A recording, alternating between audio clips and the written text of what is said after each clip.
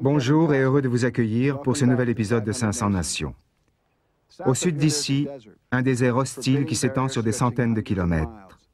De l'autre côté de celui-ci, c'est le Mexique. Pendant des milliers d'années, des voyageurs aguerris ont réussi à franchir cette barrière. Mais les contacts suivis étaient impossibles et chaque côté du désert s'est donc développé à sa manière.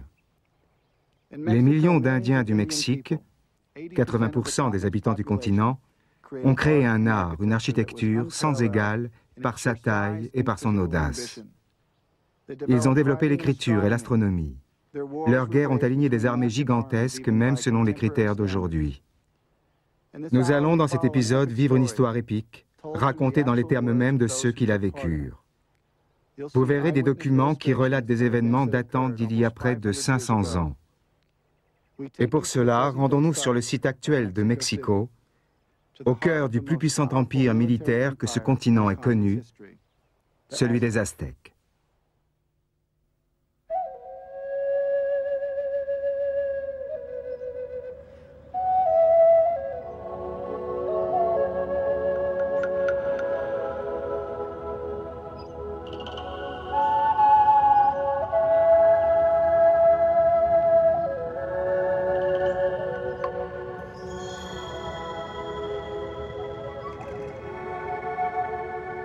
Devant nous s'étend la ville, Mexico, baignant dans des cercles de lumière émeraude, rayonnant de splendeur comme une plume de quetzal. Ô auteur de la vie, c'est là qu'est ta maison. Ton chant retentit sur la terre et se répand parmi les hommes. Voici Mexico. D'après le calendrier aztèque, c'est l'an 1 Rosso. Et Moctezuma, l'empereur des Aztèques, est l'homme le plus puissant de toutes les Amériques. À bien des égards même, le plus puissant du monde. Depuis sa capitale de Tenochtitlan, Moctezuma règne sur 10 millions de sujets. Depuis près de 90 ans, son peuple, grâce à ses armées, a bâti un empire militaire et s'est immensément enrichi des tribus versées par les pays vaincus. Mais Moctezuma est préoccupé. Des rêves prophétiques troublent son sommeil et il croit voir de mauvais présages.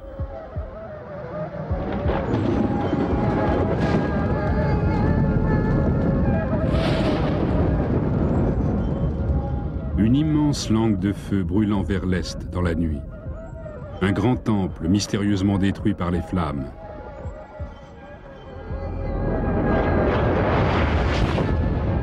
Une comète brillant dans le ciel en plein jour. Les présages et les rêves sont vitaux pour les Aztèques. Ils inspirent les décisions du pays. Moctezuma croyait, comme les Nahuatl dans leur village d'aujourd'hui, que lorsque des choses importantes vont arriver, on les voit en rêve. Eux aussi voient des choses. Par exemple, la nuit, une étoile filante. Moctezuma et d'autres ont dû penser à l'époque, je l'ai vu. Moctezuma sent une catastrophe approcher, mais il ignore ce qui menace son empire.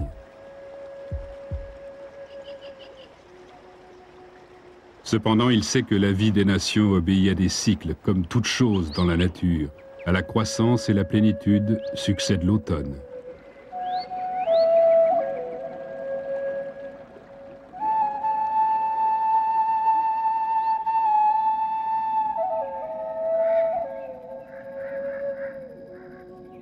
Les cycles des nations se sont accomplis bien souvent dans la vallée. Toute la région est parsemée de ruines de cultures anciennes. Moctezuma n'a qu'à regarder à 30 km à l'est pour voir celle d'une ville si belle que les Aztèques l'appelaient alors la résidence des dieux. Mais le cycle des nations a fait que même elle a disparu.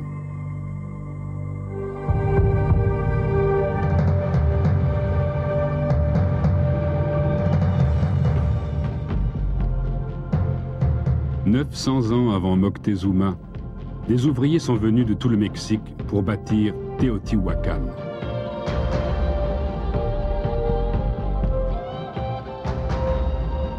C'est une des plus grandes villes du monde, une monumentale œuvre d'art.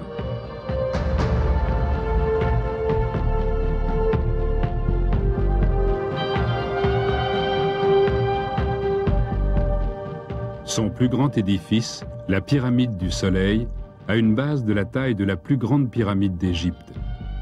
Pendant des siècles, Teotihuacan a contrôlé le centre du Mexique.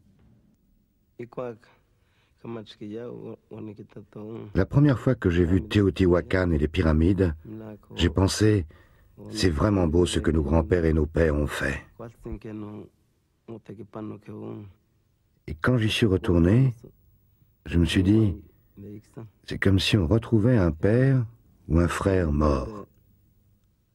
On mesure toute leur grandeur quand on contemple ce qu'ils ont laissé.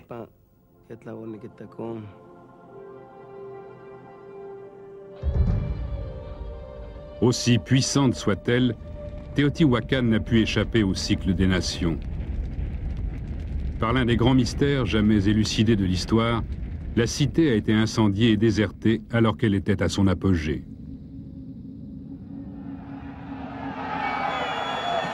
La chute de cet empire a jeté le centre du Mexique dans le chaos, tous les petits royaumes luttant pour leur survie et le pouvoir.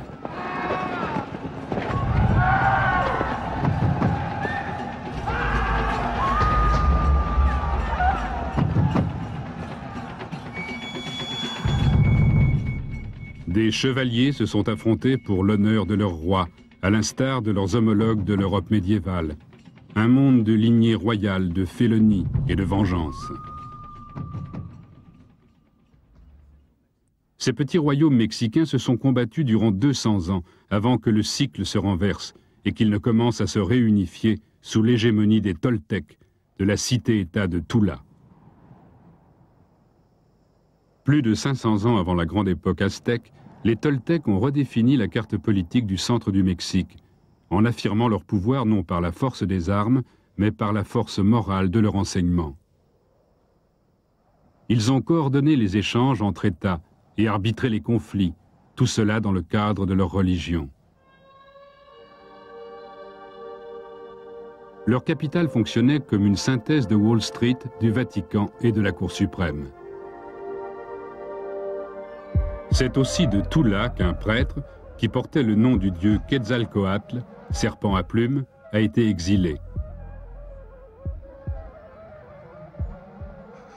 Il a finalement pris la mer dans le golfe du Mexique, promettant de revenir un jour pour sauver les hommes.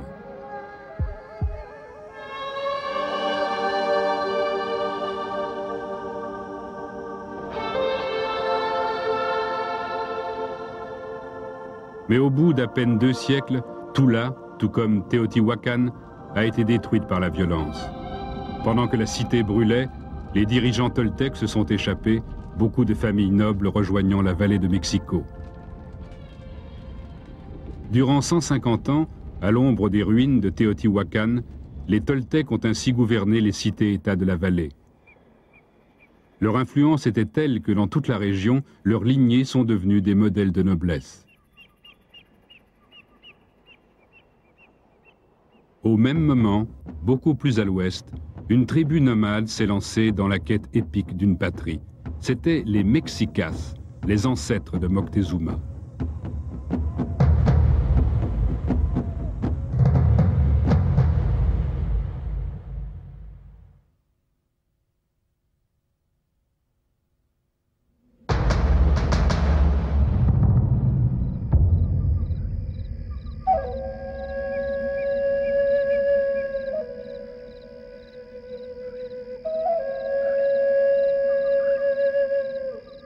Écoutez tous.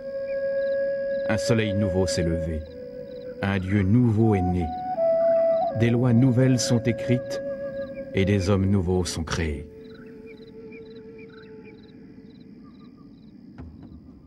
Vers l'an 1300, à l'issue de près de 2 siècles d'errance, le peuple mexica est arrivé dans la vallée de Mexico, une vallée depuis longtemps dominée par les Toltecs. Les Mexicas n'avaient pas de sang toltèque et étaient considérés par les cités-États comme des barbares sanguinaires menaçant la stabilité de la vallée.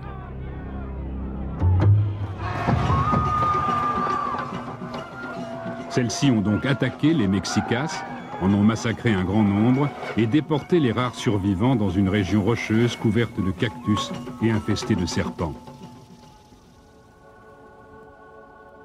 Cet exil était censé les anéantir, mais les Mexicas étaient habitués à l'adversité.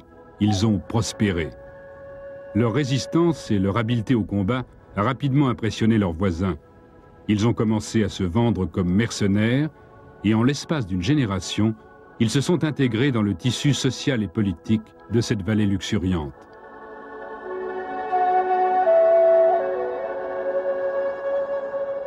En 1325, ils ont demandé à un voisin, le seigneur de Colhuacan, d'envoyer sa fille pour qu'elle épouse un dirigeant mexicain. Flatté, et voyant là une possible unification, le seigneur a accepté.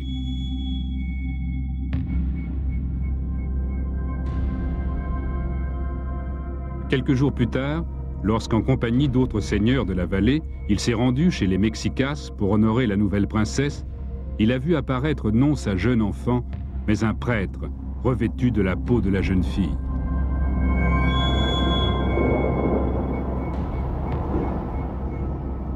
Horrifié, le seigneur de Colhuacan a crié vengeance. À moi mes vassaux de Colhuacan, venez venger le crime affreux commis par ces Mexicas. Qu'ils meurent. Détruisez-les, ces maudits dépravés. Mes vassaux, anéantissons-les, que toute trace d'eux disparaisse. Colhuacan et ses alliés ont attaqué les Mexicas et jeté ceux qu'ils n'avaient pas tués dans un lac au centre de la vallée. Pratiquement anéantis, les Mexicas ont témoigné une fois de plus de leur résistance. Rassemblés sur une île marécageuse du lac, ils ont vu un aigle perché sur un cactus, le signe prophétique qui devait leur annoncer la fin de leur longue quête d'une patrie.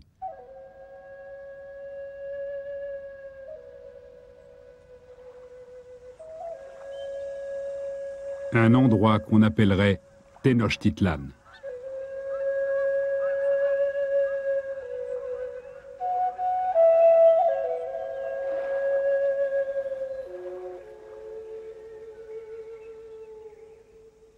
Nous avons trouvé notre terre promise.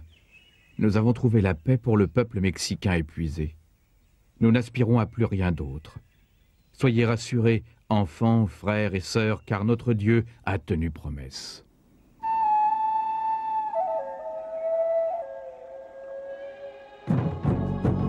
Pendant 100 ans, les habitants de Tenochtitlan ont aménagé leur île au prix d'énormes sacrifices, asséchant une partie du lac marécageux, bâtissant temples de pierre et édifices publics. Ils ont construit des chaussées en pierre vers le nord, le sud et l'ouest. Un aqueduc pour amener l'eau d'une source éloignée de 5 km. Ils ont creusé partout des canaux pour transporter les marchandises et les hommes. Ils se sont enrichis par le commerce et ont vendu à nouveau leurs services comme mercenaires aux puissantes cités-États de la vallée. Des mariages ont été conclus qui finalement les ont unis aux nobles lignées toltèques. Tenochtitlan est devenue une cité en plein essor. Le cycle du pouvoir s'est inversé en faveur des Mexicas. Et lorsque la guerre a repris dans la vallée, ce sont les Mexicas et leurs alliés qui l'ont emportée. À la suite de cette victoire, ils ont pris le nom d'Aztèques, du nom de la patrie des Mexicas, Aztlán, le pays des hérons.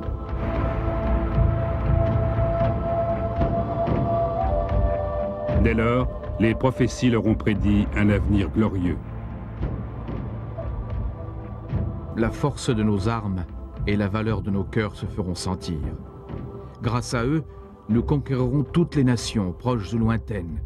Nous dirigerons tous les villages et cités d'une mer à l'autre. Nous serons les maîtres de l'or et de l'argent, des joyaux et pierres précieuses, des plumes et des tribus. Nous serons maîtres d'eux et de leurs terres, de leurs fils et de leurs filles, qui deviendront nos dévoués sujets. Pendant plus de 80 ans, les Aztèques ont lancé de vastes campagnes de conquête et étendu leur empire du golfe du Mexique au Pacifique. ils ont mené des batailles épiques contre de nombreuses cités-États de toute la région. La plupart ont été conquises et soumises à tribut. Elles ont dû fournir des travailleurs forcés pour leurs grands ouvrages et payer de lourds impôts en nature. Des scribes aztèques ont enregistré les nombreux impôts exigés. Rouleaux de riches étoffes, disques d'or martelés, plantes et plumes exotiques, pierres précieuses, uniformes militaires à plumes.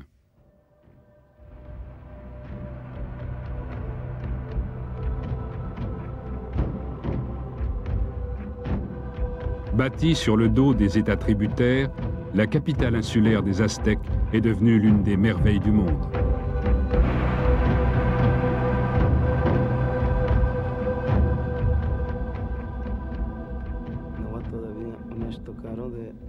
J'ai ouvert les yeux sur ce monde. Je suis issu de cet héritage.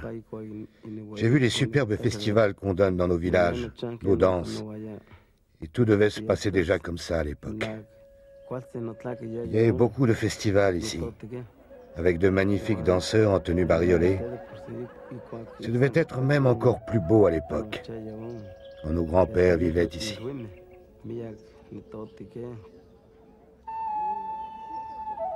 Désormais, les maisons à étages de l'élite sont agrémentées de superbes jardins. Les volières royales abritent des milliers d'oiseaux rares et les entrepôts débordent des richesses de l'Empire. La cité est nettoyée chaque jour par des milliers de balayeurs et les ordures collectées sont emportées sur des barges.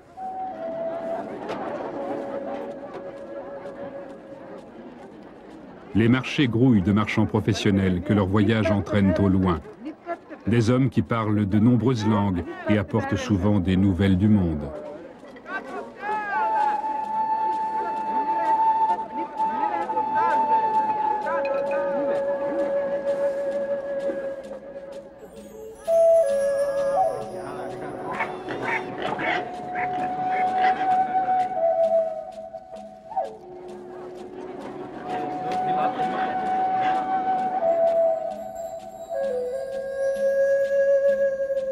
Le centre de Tenochtitlan est dominé par le Grand Temple, avec ses pyramides jumelles représentant des divinités symboliques de la lutte qui est au cœur de la société aztèque, le combat éternel entre la vie et la mort, entre la fécondité et la guerre.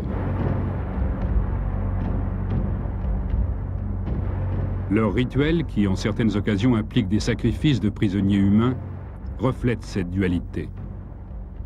La vie exige la mort pour exister et la mort exige la vie.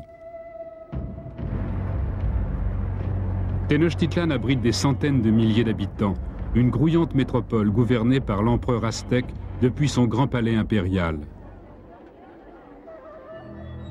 Mais en l'an 1 Roso, l'année 1519 de l'ère chrétienne, Moctezuma sent comme une ombre traverser son empire et ne peut oublier que la prophétie de la grandeur aztèque a une face cachée, une prophétie que perpétue la tradition orale.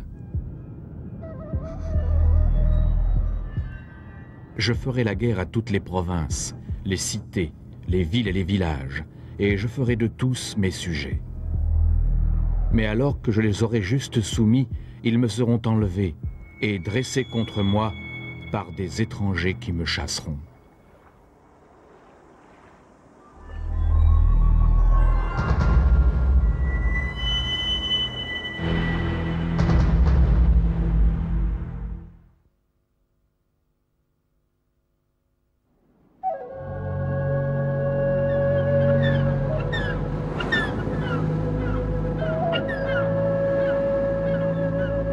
Depuis l'époque où ils n'étaient que nomades, les Aztèques sont persuadés que leur destin est de gouverner le monde.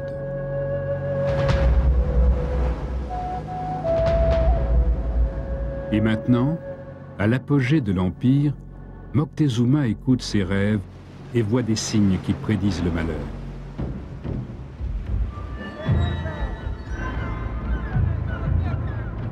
Et puis des nouvelles étranges arrivent de l'Est. On parle de bateaux et d'hommes ayant débarqué sur la côte mexicaine. Des hommes ne ressemblant à rien de connu, au corps recouvert de métal.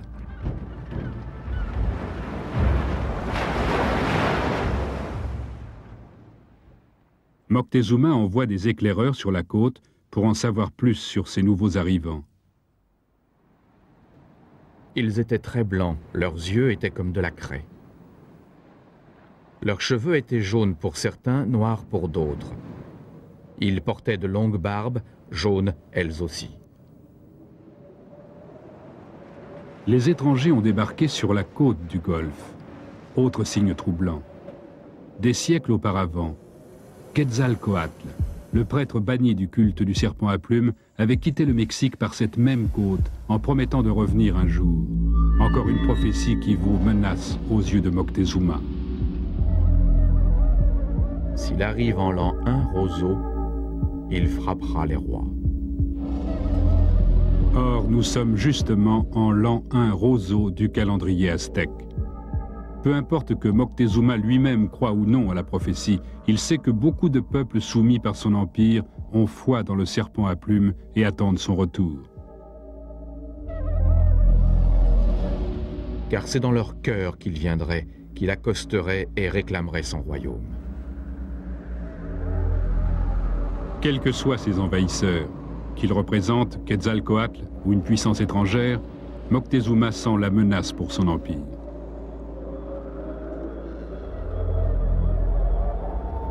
Et comme il a raison, le conquistador espagnol Hernán Cortés vient de débarquer au Mexique.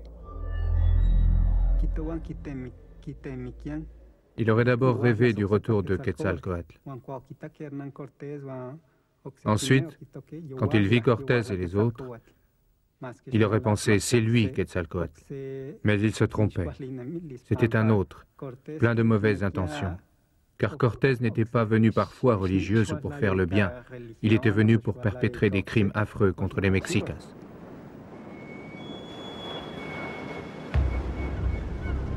À titre de geste diplomatique, Moctezuma envoie des émissaires avec le costume de Quetzalcoatl, qu'ils remettent à Cortés à bord de son bateau. Ce dernier répond par une démonstration de force.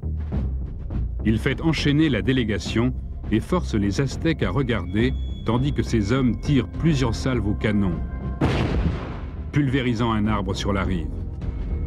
Il libère les émissaires stupéfaits qui retournent précipitamment à Tenochtitlan. Moctezuma est terriblement inquiet en apprenant la nouvelle. Les armes et armures espagnoles sont formidables et il ne faut guère de temps aux États asservis pliant sous le joug de l'oppresseur aztèque pour s'allier aux conquistadors. Ils vont le conduire aux richesses qui sont au cœur de l'Empire et à la chose que les conquistadors espagnols vénèrent plus que tout au monde. Nous, les Espagnols, nous souffrons d'une maladie du cœur que seul l'or peut guérir. Cortés fait débarquer son armée de 450 hommes. Devant la résistance de certains, il coule ses bateaux. Personne ne fera marche arrière.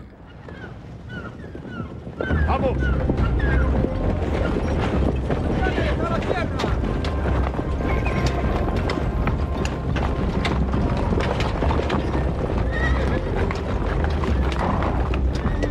L'armée progresse à marche forcée vers la vallée de Mexico. Et comme Moctezuma l'a prévu, Cortés conclut des alliances avec des cités-États rebelles. L'un de leurs chefs exprime leur inquiétude à tous. Moctezuma et les Mexicas nous ont beaucoup fait souffrir. Ils ont exigé tribut de nous et nous ont assujettis. Si les Espagnols nous laissaient, s'ils partaient en hâte, les Mexicas sont si pervers qu'ils nous tueraient. Si beaucoup de nations vivent dans la peur des Aztèques, une cité-État située à moins de 80 km à l'est de Tenochtitlan a réussi à ne jamais tomber dans leurs mains, Tlaxcala. C'est là que Cortés conclut son alliance clé.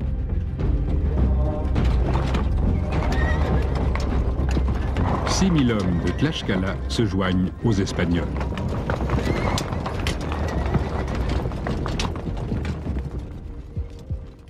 Quand la nouvelle parvient à la capitale aztèque, certains conseillers de Moctezuma l'incitent à lancer une campagne offensive. Mais Moctezuma garde ses armées sous contrôle, ne voulant laisser la ville sans protection ni risquer une rébellion générale. Pour gagner du temps, il envoie des émissaires pour protester contre la marche de Cortés. Il fait même planter un mur d'arbres pour dissimuler la route de Tenochtitlan. Paralysé par le doute, l'empereur est devenu un simple jouet dans la réalisation d'une prophétie. Il a dû se dire, que veulent ces hommes? Pourquoi sont-ils venus? On peut en tuer quelques-uns, mais pas tous. Certains ne voulaient pas combattre. Ils avaient vu que s'ils leur tiraient des flèches, ils ne tombaient pas. Celles-ci faisaient un bruit métallique et rebondissaient sur leurs armures. Même les chevaux résistaient, car ils avaient aussi des armures. Cortés et l'armée de Tlaxcala s'attaquent d'abord à une cité-État fidèle aux Aztèques, Cholula. Des témoins racontent. Puis un cri retentit chez les Espagnols, appelant nobles, seigneurs, chefs de guerre, guerriers et plébéiens. Quand tous se furent rassemblés dans la cour du temple, les Espagnols et leurs alliés bloquèrent toutes les issues. Ils se livrèrent alors à une vraie boucherie, poignardant, frappant, massacrant les habitants stupéfaits qui n'avaient ni arc, ni flèche, ni bouclier pour se protéger. Sans crier gare, les Espagnols les tuèrent tous, traîtreusement. Les cadavres des 6000 habitants de Cholula jonchent les rues.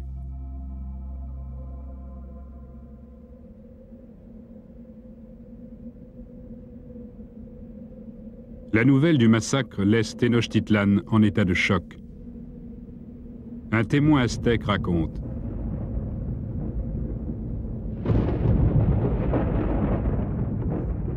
La cité fut dans l'émoi, comme pour un tremblement de terre, comme si la terre était sans cesse agitée de secousses. Le pire cauchemar de Moctezuma est sur le point de se réaliser. Les anciens dirigeants savent-ils ce qu'il advient en leur absence? Oh, que l'un d'eux regarde ici et s'étonne de ce qui m'est arrivé, de ce que je vois se produire maintenant qu'ils ne sont plus là, car cela ne peut être un rêve.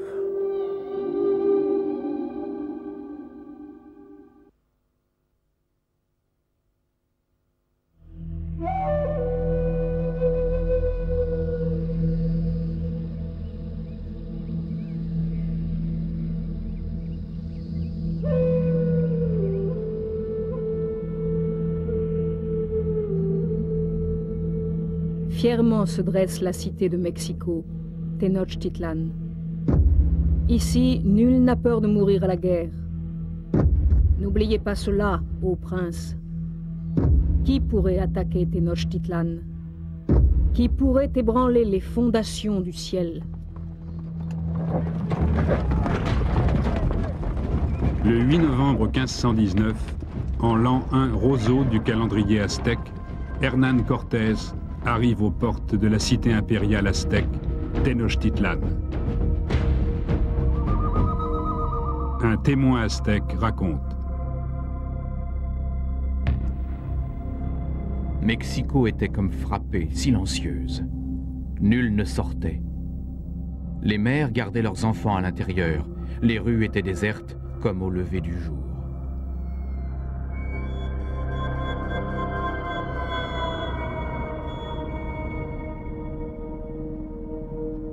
Moctezuma sort et s'avance jusqu'à la grande chaussée. Arrivé face à Cortés, il lui offre son hospitalité, ouvre les portes aux Espagnols et les conduit à son palais impérial.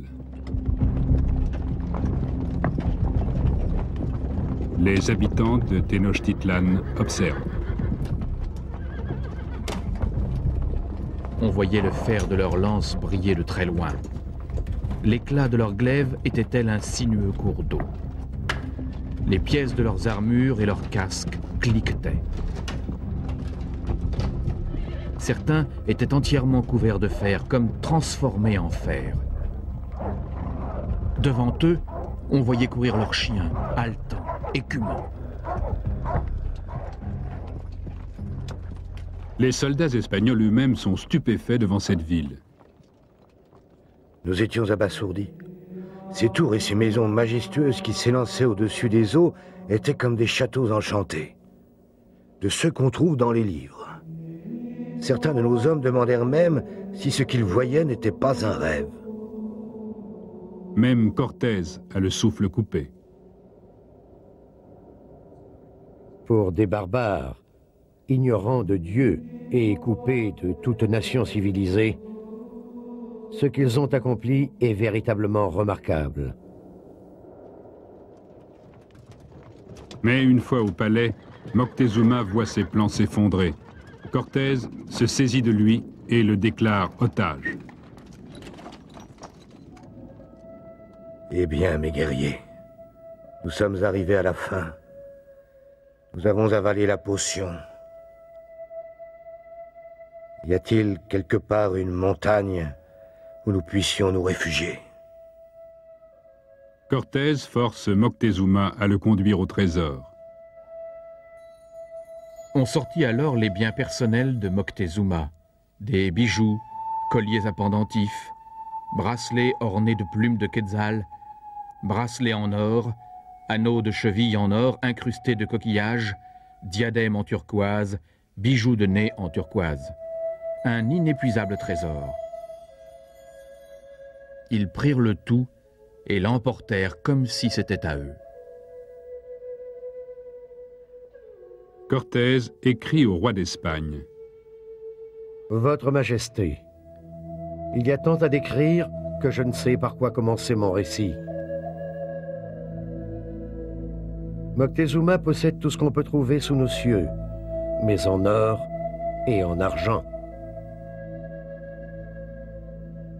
Les Espagnols coulent ces somptueux bijoux pour en faire des lingots. Durant 5 mois, gardant Moctezuma prisonnier dans son propre palais, ils vivent dans la splendeur et pillent la ville de l'intérieur. Ils se sont dit, ce n'est pas un dieu, ce n'est pas Quetzalcoatl. Regardez-les, ils mangent exactement comme nous. Regardez-les, ils marchent comme nous.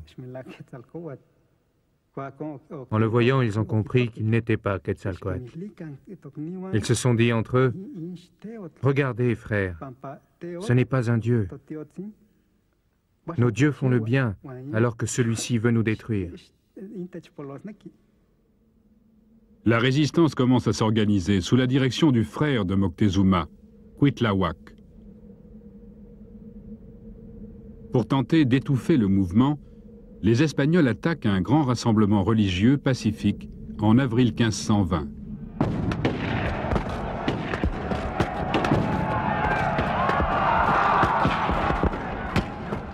Un homme qui a fait le mort pour survivre racontera la scène. Ils chargèrent la foule avec leurs lances en fer et nous hachèrent de leurs glaives, tailladant le dos de certains, transperçant les épaules d'autres et les pourfendant. Le sang des jeunes guerriers coulait à flots, formant des mares. Et les Espagnols se mirent à chasser les gens des bâtiments administratifs, sortant et tuant tous ceux qu'ils trouvaient, s'attaquant même aux édifices.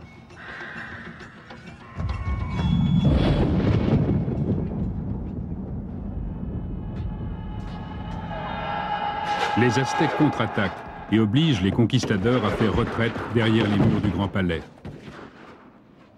Les Espagnols amènent alors Moctezuma enchaîné devant son peuple pour qu'il lui ordonne d'arrêter le combat. Mais celui-ci ne peut se résoudre à parler et c'est un autre otage qui délivre son message. Mexicas, homme de Tenochtitlan, votre dirigeant Moctezuma, Seigneur des hommes, vous implore. Il vous dit, écoutez Mexicas, nous ne pouvons rien contre les Espagnols. Abandonnez la bataille. Retenez vos flèches. Rangez vos boucliers. Sinon terrible sera le sort des pauvres vieillards, hommes et femmes, des habitants de la ville, des nouveau-nés dans les bras de leur mère, des jeunes enfants, des nourrissons à 4 pattes sur le sol ou encore au berceau. Mais les Aztèques ne sont pas un peuple facile à subjuguer.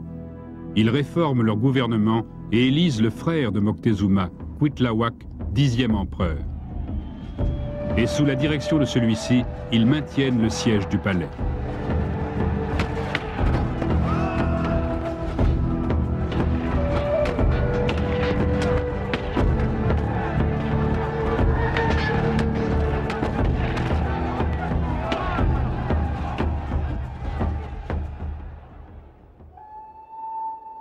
Au bout de 30 jours, Moctezuma est tué. Les Aztèques accusent les Espagnols de l'avoir étranglé et d'avoir jeté son corps du haut du palais. Les Espagnols affirment qu'il a été lapidé par son propre peuple.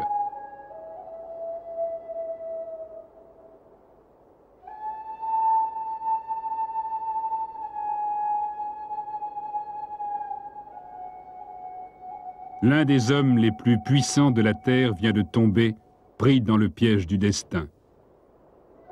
La prophétie s'est réalisée.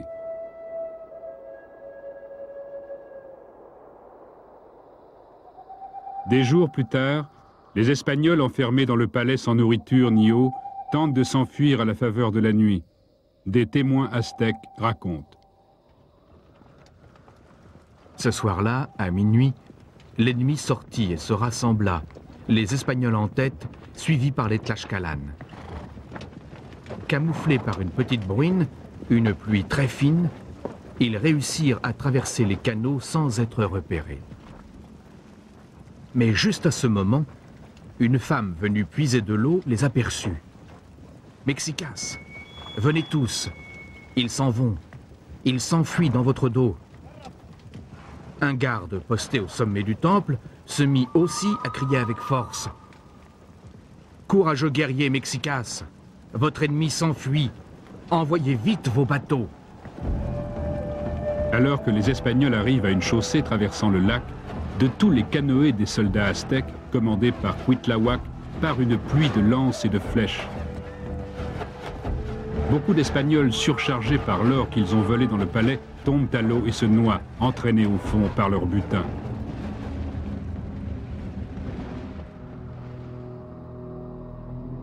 Le canal en était plein. Il en regorgeait. Ceux qui arrivaient derrière marchaient sur des cadavres. C'était comme si une montagne humaine s'était effondrée.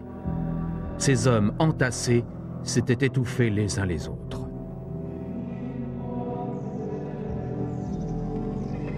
Les 3/4 de l'armée espagnole n'atteindront jamais les faubourgs de Tenochtitlan. Cortés et les autres survivants s'enfuient dans la campagne. Pendant un moment, la grande cité est redevenue libre.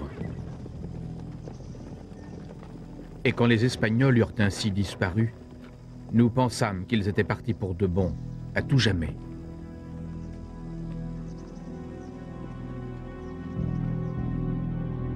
À nouveau, on pouvait balayer les temples et les nettoyer. On pouvait les décorer et les parer.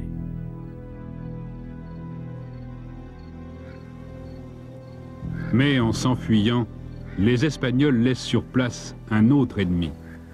Un survivant raconte. À peu près à l'époque où les Espagnols quittèrent la ville, une maladie pestilentielle se déclara, la variole. Elle fit des ravages terribles parmi les habitants de la ville. Les braves guerriers Mexicas en sortirent très affaiblis.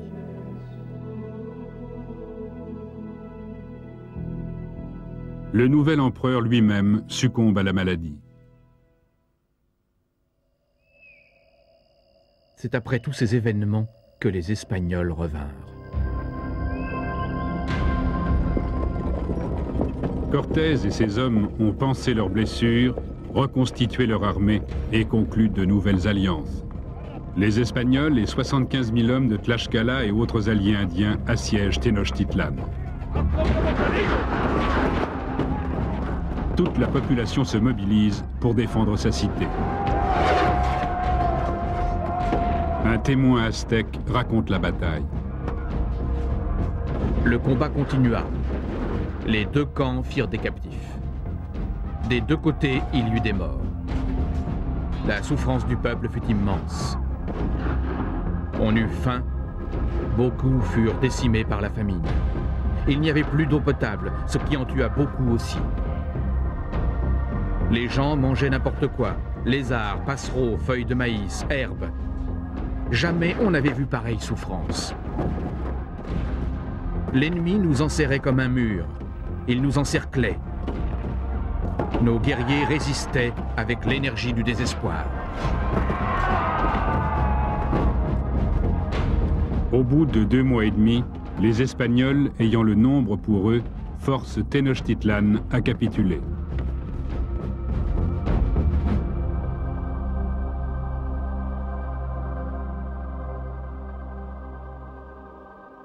La bataille s'acheva, puis le silence s'installa.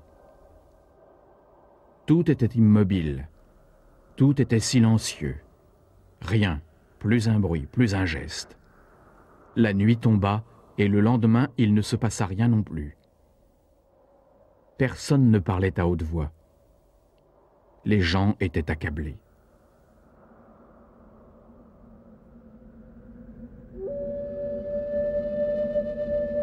Les morts exhalaient une odeur fétide. Vos grands-pères moururent, et avec eux le fils du roi, ses frères et ses parents. C'est ainsi que nous devînmes orphelins, ô mes chers fils. Nous le devînmes très jeunes. Tous, autant que nous étions nés pour mourir.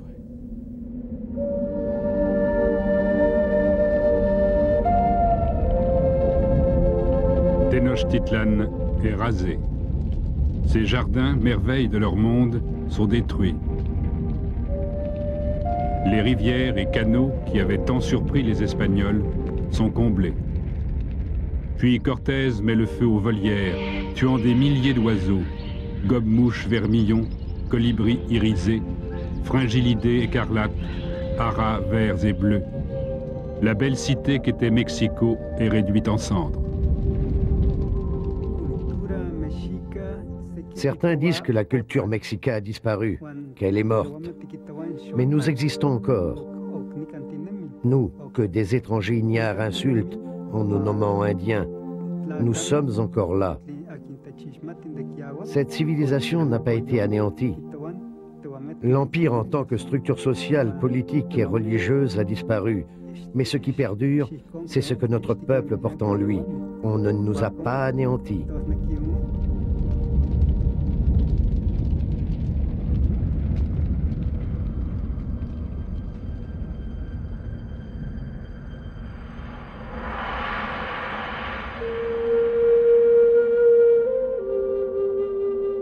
Fièrement se dresse la cité de Mexico, Tenochtitlan. Ici, nul n'a peur de mourir à la guerre. N'oubliez pas cela, ô prince. Qui pourrait attaquer Tenochtitlan? Qui pourrait ébranler les fondations du ciel?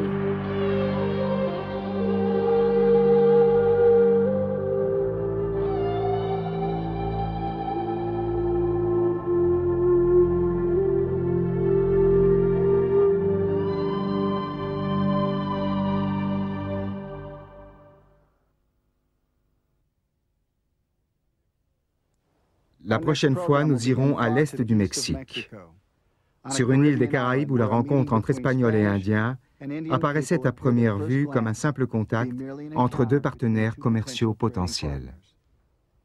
Mais cette première rencontre entre Christophe Colomb et le peuple des Taïnos en 1492 allait bouleverser la face du monde. Ne manquez pas notre prochain épisode, le choc des cultures.